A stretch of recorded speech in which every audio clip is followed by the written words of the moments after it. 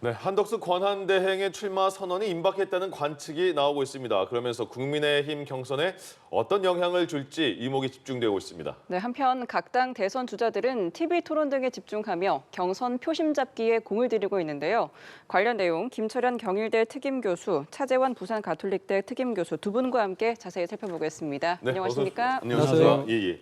먼저 조금 전에 끝났습니다. 국민의힘 2차 마스 토론이 한동훈, 홍준표 두 후보끼리 서로가 지명해서 한 거의 3시간 가까이 진행이 된 거잖아요. 근데 뭐 다들 중간중간 보셨을지 모르겠는데 기사를 보니까 엄청나게 불꽃이 튄 것 같은데 어떻게 평가하세요? 처음에는 이제 뭐 정치 초보와 정치 구단 사이의 대결이니까 조금 싱겁게 끝날 줄 알았거든요. 예. 왜냐하면 한동훈 후보 같은 경우에는 자신의 선거를 치러본 경험이 없거든요. 네. 윤석열 전 대통령처럼 이번 대통령 선거가 본인이 공직에 나서는 선거 선출직에 나서는 첫 선거거든요. 아무래도 이제 선거 경험이 부족할 수밖에 없는데 예. 이에 반해 이제 홍준표 후보 같은 경우에는 1996년도 15대 총선 때부터 국회의원 네. 됐거든요. 그러니까 국회의원 선거만 8번, 대통령 선거에 1번, 예. 경남지사 1번, 그리고 대구시장까지. 그러니까 지금 뭐 나름대로 어떻게 보면 산전수정은 어떻게 보면 완전히 산전수정 닭이 없고 예. 선거의 달인이라고 할 수 있는데 생각보다 오늘 한동훈 후보가 생각보다 굉장히 좀 준비를 잘해왔다. 네.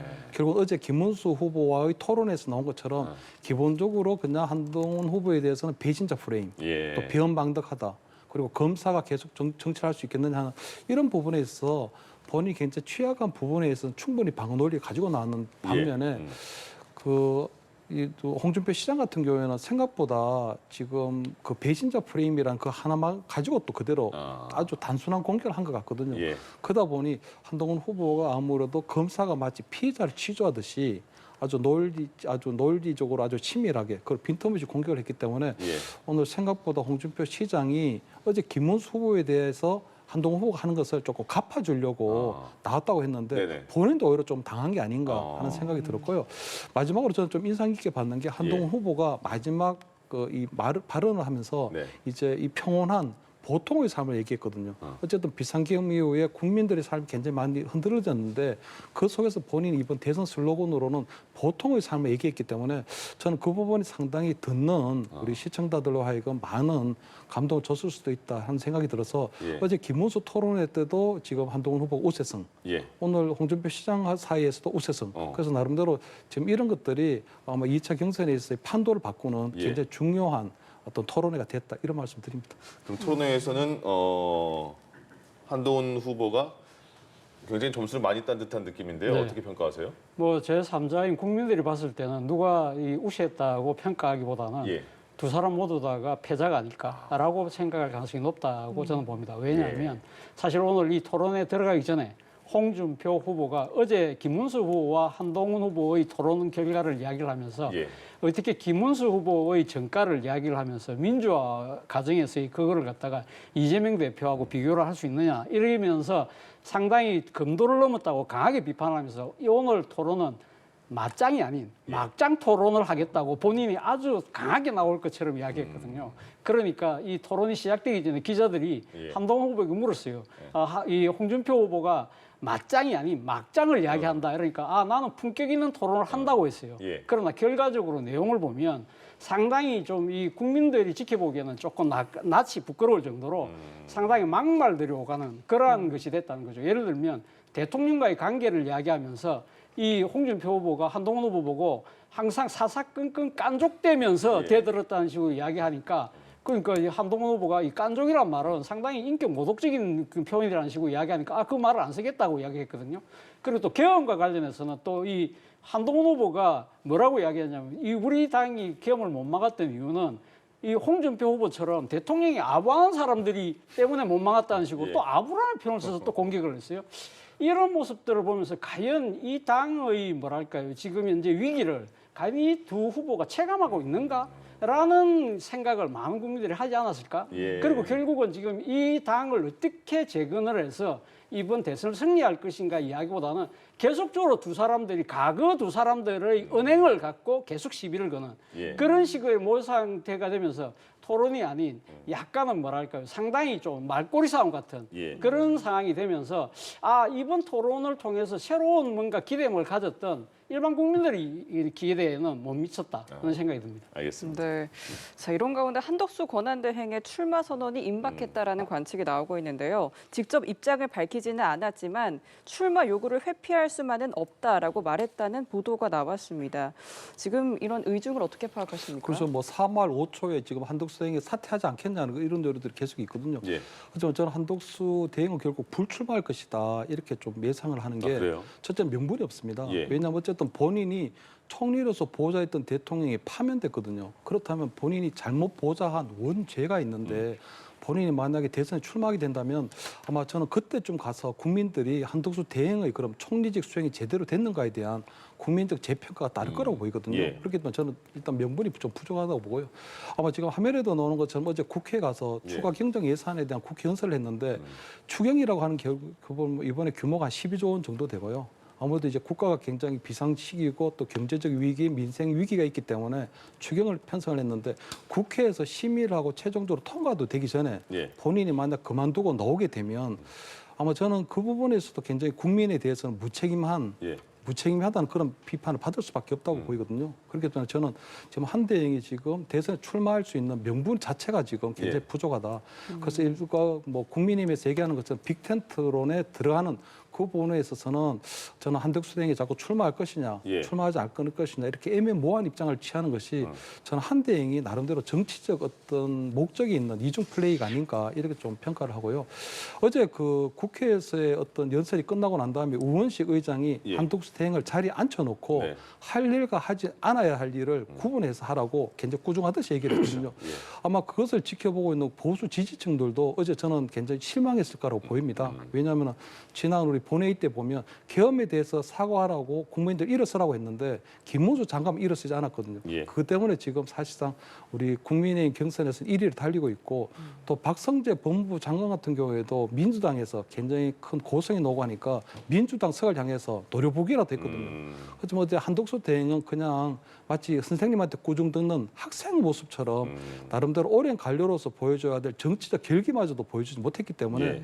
저는 아직 저 모습을 바라본 보수 지지층들이 과연 한덕수 대행이 예. 국민의힘 또는 보수정당을 대표해서 대선에 출마할 수 있는 그런 만큼의 정책 결기가 없지 않았을까 굉장히 좀 실망했을 거라고 보이거든요. 그래서 저는 한덕수 대행이 여러 가지 부분에서 명분도 예. 지금 없고 그리고 지금 또 출마에 대한 타이밍도 좀 놓쳤다. 거기다 지금 국민의힘 경선 후보들이 보면 뭐 이 한덕수 대행과의 단일화를 얘기하고 있는데 사실 그 단일화 방식도 굉장히 애매하거든요. 예. 국민의힘에서는 지금 최종 후보 한덕수 대행이 원샷 경선을 하면 된다고 하는데 저는 한덕수 대행이 과연 원샷 경선에 응할 것인가 만약에 까딱 잘못해서 떨어지게 되면 뭐 대통령 대행도 했고 두 번이 국무총리도 지냈는데 그런 뭐 망신이 없거든요. 그렇기 때문에 저는 한덕수 대행이 원샷 경선에 응할 가능성도 좀 낮고 예. 그렇다면 한덕수 대행은 합의 추대를 원하는 건데 네. 국민의힘이 그래도 공당이고 제2야당인데 제2당인데 그러면 국민과 그리고 당원들의 선택을 받은 최종 후보가 한덕수 대행에게 후보직을 그냥 상납하듯이 넘겨줄 수 없는 거잖아요. 예. 그렇기 때문에 저는 단일화를 지금 얘기하지만 단일화 방식도 결국은 합의를 이루지 못할 것이다. 그렇기 때문에 저는 지금 한덕수 대행에 대한 어떤 출발로는 사실상 불가능한데 뜬구름 잡는 이야기다. 예. 뜬구름 잡는 이야기에 너무 국민의힘이 많은 기대를 걸고 있고 오히려 국민의힘의 후보들의 예. 본선 경쟁력만 떨어뜨리는 그런 나쁜 카드다. 저는 이렇게 평가합니다. 그래서 출마 안 할 것이다. 그래서 저는 뭐 불출마할 것이라는 것에 거의 뭐 굉장히 뭐 그렇게 생각합니다. 알겠습니다. 불출마할 네, 것이다. 뭐 명분이 부족하고 불출마 가능성을 언급해 주셨는데 대선 출마를 한다면 다음 달 4일까지 공직에서 물러나야 합니다. 네. 어떻게 행보를 어떻게 예상하세요? 저는 뭐 지금 한덕수 대통령 권한대행의 출마는 지금 시기를 떠난 활이 아닐까라는 생각이 듭니다. 이제 네, 돌릴 네, 수가 네. 없다라는 네. 생각이 들어요. 예. 앞서 말씀하신 것처럼 사실 명분도 없고 본인이 지금 비상 시기에 지금 대통령 권한대행을 맡고 있기 때문에 당연히 출마하면 안 되죠.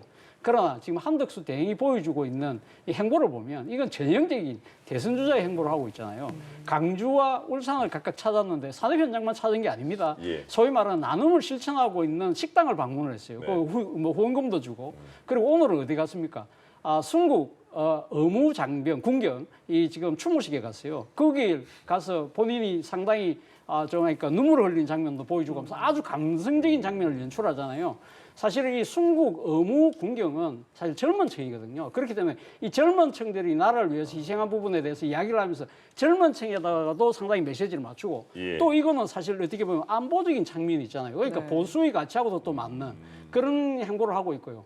그런데 사실 주목되는 행보가요. 아까 말씀하신 것처럼 5월 4일까지 사퇴를 하면 되는데 예. 지금 나오는 이야기가 원래는 4월 29일 날 사퇴하려고 했다가 예, 예. 4월 30일로 하루를 미뤘다는 그러게 거예요. 보도가. 예, 왜 그렇게 했느냐? 네. 4월 29일 날 마지막 국무회의를 하면서 네. 여기에 본인이 지난번 헌법재판관 두 사람 두 명을 지명했잖아요. 이 부분을 갖다가 민주당이 못하도록 법을 통과시켰거든요. 여기에 대한 거부권을 행사하고 나가야 되는데 문제는 29일 날 국무회의를 마치고 사퇴를 쓰면 네. 이것이 29일 날 자정 0시부터 소급 적용이 되기 때문에 본인이 효력이 날아간다는 거예요. 그래서 할 수 없이 4월 30일로 하루를 미루는데 예. 그러면 왜 5월 4일이 아니고 4월 30일로 땡기느냐? 네.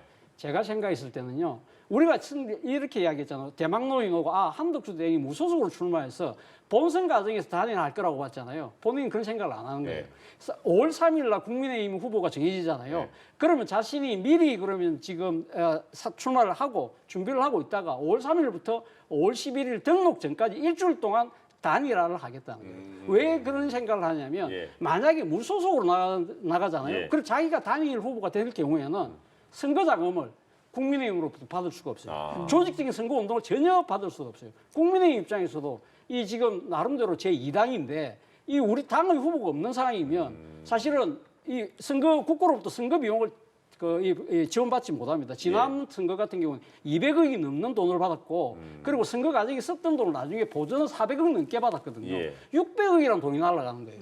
그렇다고 한다면 한덕수 대행이 만약에 이 지금 출마를 할 것 같으면 자기 입장에서는 국민의힘의 후보가 돼야 돼요. 그렇다고 한다면 하루라도 빨리 나서 준비를 해서 5월 3일부터 5월 11일 사이에 이 한 8일 동안에 빨리 원샷 경선을 해서 예. 자기가 후보가 되는 것이 누이 좋고 매부 좋은 이런 생각을 지금 하고 있는 거예요. 그렇기 때문에 지금 서두르고 있는 겁니다. 예. 그런 상황을 본다고 한다면 말씀하신 것처럼 명분도 안 맞고 하지만 본인의 상당한 권력 의지를 지금 보여주고 있다. 예. 그렇다고 한다면 앞서 제가 이야기했던 대로 시를 떠나 하루는 돌릴 수가 없잖아요. 저는 그렇다고 봅니다. 알겠습니다. 네. 두 분의 그 예측이 완전히 반대라서 저희가 기다리면서 그 두 분의 생각을 비교하면서 보는 재미도 있을 것 같습니다. 처음에는 그 김문수 후보만 한대행이 나오면 단일화할 것이다 이렇게 강력하게 주장을 했잖아요. 근데 최근에 보면 뭐 한동훈 후보, 홍준표 후보까지 적극적으로 내 마음과 똑같다, 단일화할 것이다 이렇게 바뀌었거든요. 이건 왜 바뀐 거예요? 아무래도 국민의힘 내부 안에서 이제 뭐 이 우리 지지자들의 어떤 조금 이 변화가 좀 생겼거든요. 예. 경선 전략 차원이라고 봐야 될 것 같고요. 결국은 이번 대선에 보면 슬로건이 뭐냐면 민주당에서는 내란은 종식되지 않았다는 거거든요. 예. 여전히 이제 탄핵 심판, 뭐 우리 헌법재판소에 나왔지만 국민적인 심판이 이번 대선에서 이루어져야 된다는 거거든요. 예. 그게 민주당의 전략이고, 그럼 국민의힘에서는 보면 결국은 이재명은 안 돼요, 이재명은 안 됩니다. 요거니까 결국 국민의힘에서는 반 이재명 연대를 하려고 하는 거거든요. 예. 근데 그 반 이재명 연대가 결국은 빅텐트라는 모습으로 나타나는 것이고, 예. 그 빅텐트의 첫 단추가 바로 한덕수 대행과의 어떤 단일화거든요. 예. 그렇기 때문에 아마 그런 부분에서 결국은 나머지 후보들도 김문수 후보 같은 경우는 애당초부터 한덕수 후보와의 어떤 단일화를 얘기한 부분이 있고, 예. 저는 홍준표 시장이나 안철수 후보나 아니면 한동훈 후보 같은 경우에는 한덕수 대행이 정말 실제적으로 출마할까 예. 하는 그런 부분에서 굉장히 회의적이었던 것 같아요. 그리고 나중에 본인들이 최종 후보 되고 난 다음에 한덕수 대행이 그럼 원샷 경선에 응할까 하는 이런 부분에 있어서도 굉장히 회의적인 건 맞지만 예. 어쨌든 국민이 내부 안에서 보면 반 이재명 연대가 있고 빅텐트 해야 된다 그런 요령이 굉장히 강하고 있기 때문에 예. 그런 기대를 갖고 있는 지지자들 향한 어떤 메시지를 안 낼 수는 없는 거거든요. 그렇기 때문에 한덕수 대행이 실질적으로 출마할지 안 할지, 원샷 경선에 응할지 안 할지는 모르지만 적어도 그 지지자들을 향한 메시지 내야 되기 때문에 예. 겨우 내는 게 아닌가 하는 이런 생각이 들고요. 또 한편으로 볼 때는 지금 한덕수 대행과의 어떤 단일화 과정을 지금 얘기하는 부분이 보면 예. 겨우 현재처럼 그냥 이재명 대 반 이재명 구도로 가서는 탄핵 대 비탄핵 구도로 가서는 이길 수가 없다는 거거든요. 결국은 이재명 후보의 가장 약한 고리는 친중 후보라는 거거든요. 예. 친중 후보. 우리 그 총선 때도 보면 결국은 중국과의 관계에 있어서도 쉐쉐 하면 되지 왜 자꾸 사사건 시비를 거느냐 하는 것처럼 했기 때문에 지금 친중 후보라는 점이 아마 이재명 후보의 가장 아킬레스 건이 될 수 있는데 예. 지금 보면 글로벌적으로 볼 때 가장 큰 변수가 트럼프 위기거든요. 트럼프의 관세 폭탄 여러 가지가 있기 때문에 예. 결국은 트럼프 어떤 그런 변수에 대해서 대응하기 위해서 미국 통이 들어와야 되니까 결국은 한덕수 대행 같은 경우에는 뭐 미국 주미대사도 지냈고 또 뭐 여러 가지 미국 통에 대해서 관련이 있기 때문에 아무래도 트럼프와 대통령과의 조금 좋은 관계, 미러 관계를 통해서 우리나라에 여러 가지 닥친 어려움을 해결할 수 있지 않을까. 예. 나름대로 대선 프레임 자체를 친중 후보냐 아니면 미국 통 후보냐 하는 이런 부분으로 있어서 대선 프레임도 조금 변화시킬 수 있는 그런 부분이 있거든요. 예. 그렇기 때문에 아마 나머지 3명의 후보들도 결국은 한덕수 대행에 대해서 기대하고 있는 어떤 당원 지지자들에 대해서 기대에 좀 부응하고 예. 나름대로 대선 프레임에 있어서의 변화도 한번 시도해 보려고 하는 그런 부분에서 이 부분에 뭐 한덕수 단일화 예. 이 부분에 다 동의하고 있는 것이 아닌가 이렇게 보입니다. 얼마 전까지만 해도 김문수 후보만 한덕수 대행이 출마한다면 단일화하겠다고 적극적으로 네. 표출을 해서 네. 그 나머지 최종 2인에 누가 되느냐에 따라서 한덕수 대행의 출마 여부가 결정될 것이다라는 얘기까지 나왔는데 네. 지금은 이 그 국민의힘 4명 경선 김문수, 홍준표, 한동훈, 안철수 후보가 다 단일화한다는 거예요. 이게 네. 2차 그 당원 50, 국민 여론 50 이거를 신경 쓰는 걸까요? 아, 그렇죠. 당연히 지금 그러니까 당원들의 그 기대치가 상당히 지금 한덕수 권한대행에게 많이 가 있다. 예. 이것은 피할 수 없는 정치적 현실이라고 이 후보들은 지금 받아들이는 예. 거예요. 그러니까 김문수 후보만 당초 그러니까 단일화 하겠다고 이야기하고 나머지 홍준표 의원 같은 경우 비상식적이다. 말이 안 된다는 이야기를 했잖아요. 그런데 이 자신들이 주장과는 달리 한덕수 대망론이 점점 커지고 있고 한덕수 대행의 의지가 강하고 누가 봐도 이거는 놓을 것처럼 보이니까 이런 상황에서 그럼 한덕수 대행하고 나는 단일화하지 않을래 이래 될 경우에는 당심이 작용하는 이 투표 과정에서 자신이 표를 못 받을 수가 있잖아요. 예. 그렇기 때문에 울며 겨자 먹기를 지금 받아들일 수밖에 없는 그런 상황인데 문제는 여기에 대해서 국민의힘이 상당한 정치적 딜레마가 있어요. 예. 뭐냐면 사실 어제 이 그 국민의힘에서 정강정책 발표가 있었잖아요. 윤희숙 여의도 연구원장이 이야기를 해서 네. 상당히 지금 파문이 커지고 있는데 사실 계엄에 대해서 우리 책임을 인정한다는 그 이야기를 했잖아요. 예. 그래서 이와 관련해서 오늘 당의 전체적인 입장도 다 그걸 받아들이겠다는 입장이거든요. 그런데 정말 이 한덕수 권한대행과의 단일화 부분을 보면 윤희숙 원장이 이야기했던 말의 진정성이 있을까라고 의심스럽다는 거예요. 왜 예. 그런 이야기를 드리냐면 이 윤희숙 원장이 이런 표현을 썼습니다. 권력에 줄 서는 정치 때문에 계엄이 됐다고 그랬거든요. 자, 지금 국민의힘이 지금 공당에서 경선을 하고 있는데 경선에 들어오지 않은 사람이 지지율이 높다고 해서 그 사람을 데리고 와서 하겠다는 거 이거는 이야말로 권력에 줄 서는 정치예요. 또 하나는 뭐라고 이야기했냐면 어제 우리가 당이 윤 대통령이 너무 만만하게 생각을 했다고 이야기했거든요. 자, 한덕수 권한대행도 지금 국민의힘을 만만하게 생각하고 있는 거 아닌가요?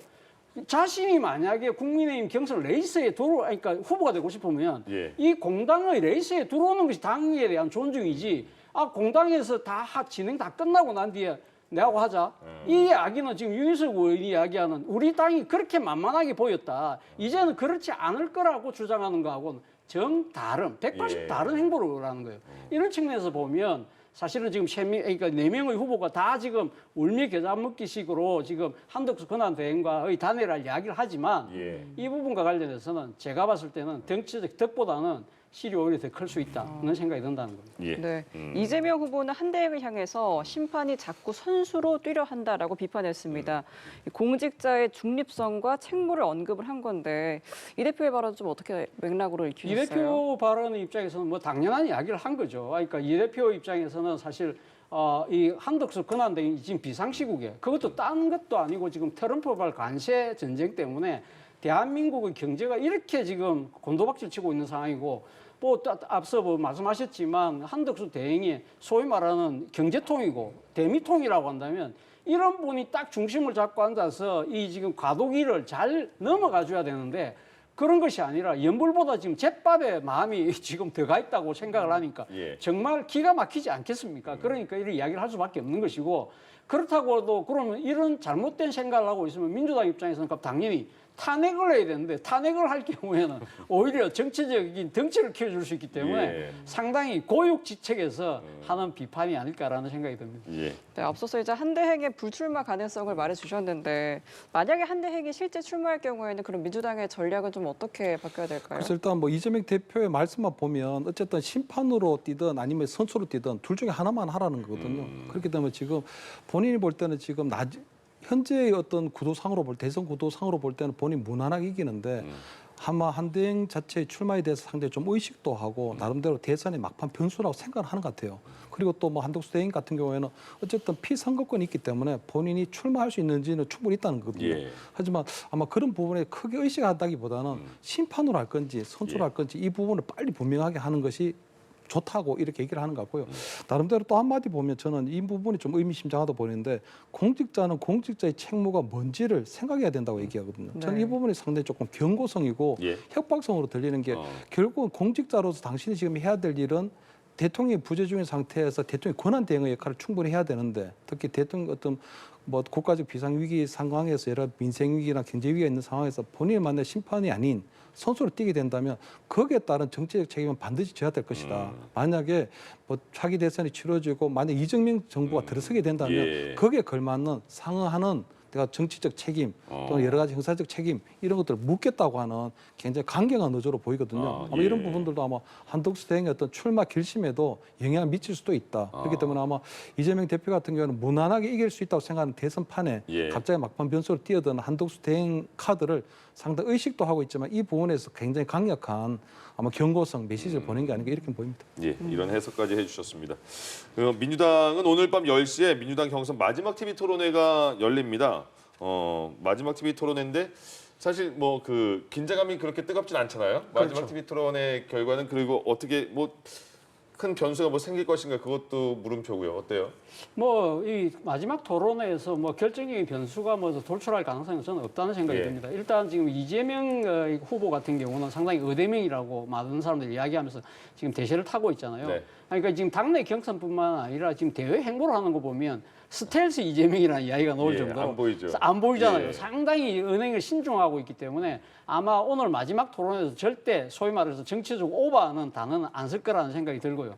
그리고 또 그렇다고 하더라도 그럼 상대하는 후보인 김경수, 임동연 후보 입장에서는 강하게 그러면 이 공격할 수 있느냐? 그렇지도 않다는 것이죠. 예. 그러니까 일종의 뭐랄까 이게 토론을 통해서 대세를 뒤집을 수 있다고 한다면 뭐든지 다 해볼 수 있지만 예. 너무 격차가 벌어지고 있다고 한다면 아마 자신의 이 정치적 아젠다를 계속 국민들에게 각인을 시켜서 예. 차차기를 도모하는 그런 쪽으로 갈 가능성이 있다. 다만 이때까지 놓은 지금 이 세 사람, 그러니까 특히 이재명 후보와 두 명의 김 후보의 그 이제 정책적 차이가 예. 두드러진 부분은 개헌, 네. 그리고 또 하나는 이 지금 정세 부분, 그리고 또 하나가 수도 이전 예. 이 부분인데 이 부분과 관련해서는 좀 더 활발한 토론이 진행될 가능성이 있지 않을까라는 예. 생각을 합니다. 차이가 이렇게 많이 난다면 그 이재명 후보를 제외한 나머지 두 후보 김경수, 김동연 후보는 어떤 그래도 그 분들만의 전략은 세워야 되지 않을까 싶은데요. 그렇습니다. 왜냐하면 뭐 경선의 들러리 역할만 할 수는 없는 거거든요. 예. 지금 당장은 아니지만 이재명 후보가 대통령 뭐 후보가 되고 대통령이 되고 만약 된다면 본인도 어쨌든 포스트 이재명 그 이후에 차차기 정도의 대권 주자로서 이미지를 이번에 확실하게 쌓고 각인을 시켜야 되는 부분이 있거든요. 예. 그렇기 때문에 아마 저는 민주당 경선에 네거티브로 흐르지는 않겠지만 적어도 김동연 지사 같은 경우에는 그래도 본인이 경기지사기도 하지만 경제부총을 지냈기 때문에 아마 경제 관련해 굉장히 조금 이재명 후보를 공격할 가능성은 없다. 특히 아마 그 이재명 후보 같은 경우는 지금 본인의 경제 정책이 뭔지 예. 앞으로 본인이 집권했을 경우에 5년의 어떤 대한민국 경제 청사진을 제시하지는 못하고 있는 상황이거든요. 그렇기 때문에 아마 본인이 그동안 보면 굉장히 뭐 친기업 뭐 어떤 정책을 펼 것처럼 하면서도 막상 또 입법의 과정에서는 이런 부분에서는 또 반기업적인 정서도 보였고 예. 주 52시간도 마치 허용될 것처럼 하다가 안 된 부분도 있고 여러 가지 오락가락하는 부분이 있었기 때문에 아마 그런 부분에 있어야 어떤 차별화를 아마 김동연 지사가 보여주려고 할 것 같고요. 예.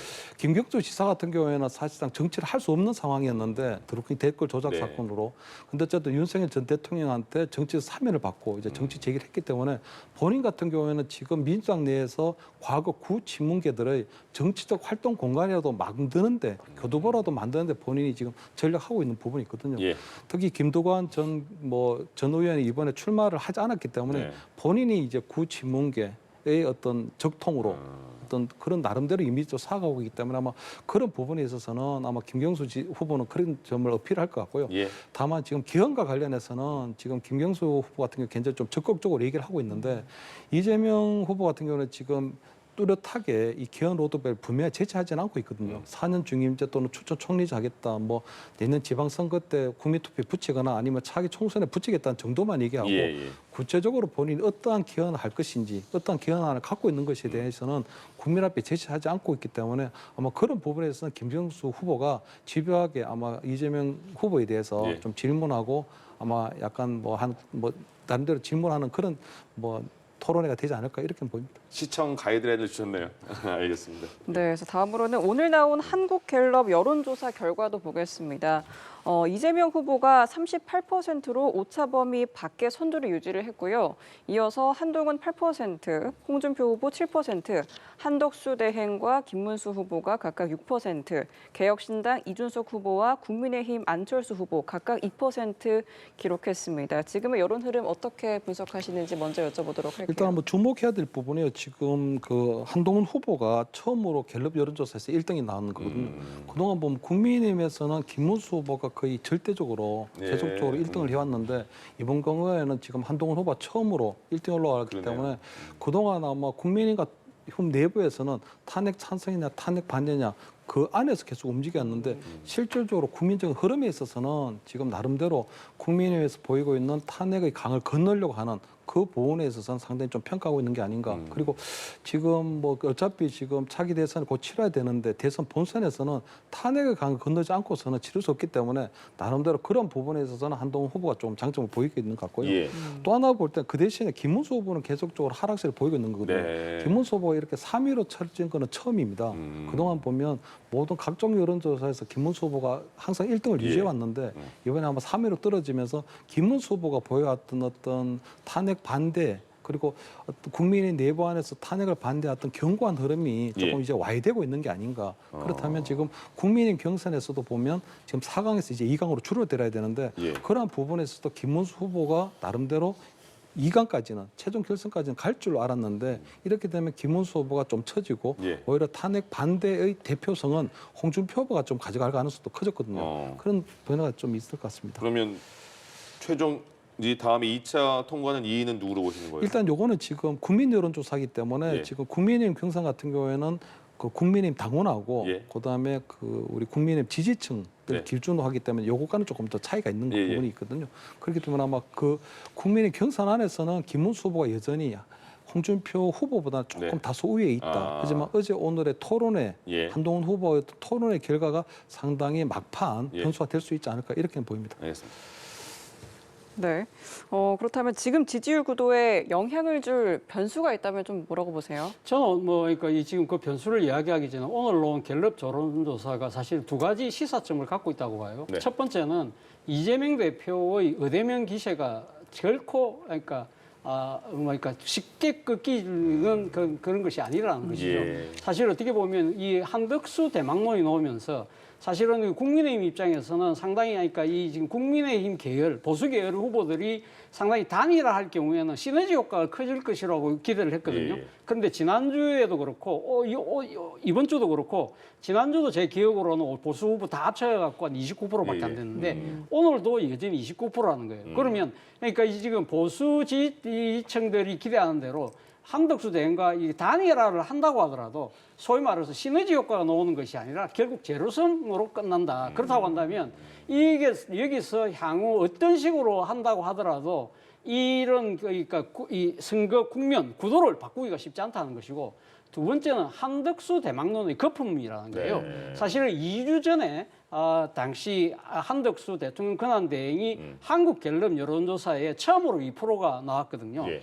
그때 상당히 많은 전문가들이 상당히 아주 특이점으로 봤죠. 왜냐하면 이거는 무슨 이렇게 이 여론조사회사에서 후보를 먼저 불러주는 것이 아니라 사람들이 지금 그러니까 내가 선호한 사람이 누구를 먼저 이야기하는 주관식 방식이기 때문에 여기 2% 올라갔다는 것 자체가 상당히 특이했고 거기다가 바로 그 다음에 일주일 지난주 결과가 2%에 7%가 됐거든요. 그럼 3.5배나 증가한 거잖아요. 그러면 와, 이 지지율이 엄청나게 폭발적으로 늘어나고 있는데 또 한 주가 지났는데 이번에 가면 올라간 게 아니라 오히려 꺾였어요. 6%로 1%가 빠졌거든요. 그렇다고 한다면 한덕수 대망론 과연 나중에 저분이 진짜 출마를 해서 나중에 우리가 후보 단일을 한다 하더라도 기대를 할 수 있을까? 이런 생각들이 만약 커진다고 한다면 앞서 질문하셨던 이 변수가 한덕수 대망론이라는 그 자체가 만약 꺾여버리면 이 지금 다음 주에 또 갤럽 여론조사가 나올 때쯤 되면 아마 지금 이 국민의힘 후보와의 단일화론이 엄청 그 뭡니까 아주 진도가 나가 있을 것인데 예. 그때 오히려 찬물을 끼얹을 수도 있다는 거죠. 그것이 중요한 하나의 변수가 될 수 있다는 거죠. 예, 이번 건은 오늘 나온 갤럽 여론조사였는데 어제 나온 전국 지표조사 MBS 여론조사 결과를 보면 이재명 41%, 호칭 생략하겠습니다. 홍준표 10%, 김문수 10%, 한동훈 8, 안철수 3, 이준석 3 등의 순이었어요. 그리고 3자 조사에서는 이재명, 김문수, 이준석은 46대 25대 9, 이재명, 홍준표, 이준석 45대 26대 7, 이재명, 한동훈, 이준석 45대 21대 8, 이재명, 안철수, 이준석 46대 17대 7. 그러니까 이재명 후보는 다 45, 46에 네. 계속 있거든요. 네. 이거 어떻게 뭐 파악해야 저는 돼요? 뭐 이거 봤을 때니까 어떤 후보에 따라서 약간은 지금 뭡니까 이 수치의 차이가 있습니다만 예. 그러나 전반적으로 흐르는 기조 자체는 예. 변함이 없잖아요. 이재명 후보의 일종의 뭐랄까 대세론을 누구도 네. 지금 꺾을 수 없는 상황이다. 자 그렇다고 한다면 제가 생각했을 때는 국민의힘 입장에서는 사실은 지금 한덕수 대통령 권한대행과의 단일화를 통해서 뭔가 돌파구를 만들기보다는 예. 일종의 뭐랄까 벌써 지금 상당히 시간은 지난 그 느낌이 듭니다만 예. 이 보수의 혁신을 통해서 새로운 하나의 뭐랄까 정당으로 태어나는 그러한 모습을 통해서 도전을 했어야 되는데 예. 그러지 못하고 계속적으로 앞서 우리가 이야기했습니다만 오늘 지금 이 맞짱 토론도 사실은 어떻게 보면 상당히 이 막말이 막 오가는 예. 이 지금 뭐랄까요 그러니까 과거와 구태가 재현되는 그러한 상황으로는 이 구도를 뒤엎기가 힘들다는 것을 여론조사가 그대로 보여주고 있는 것이 아닐까라는 예. 생각이 듭니다. 그러면 국민의힘 같은 경우에는 지금 이재명 후보가 굉장히 많이 나오지만 보수가 한 명으로 뭉치면 1대1로 붙어 볼만하다 이렇게 생각하는 걸까요? 일단 뭐 그럴 가능성이 있죠. 왜냐하면 지금 이재명 후보 같은 경우에는 이번 대선이 탄핵 대선이기 때문에 탄핵에 따른 정치적 반사이익을 누리는 거 분명하거든요.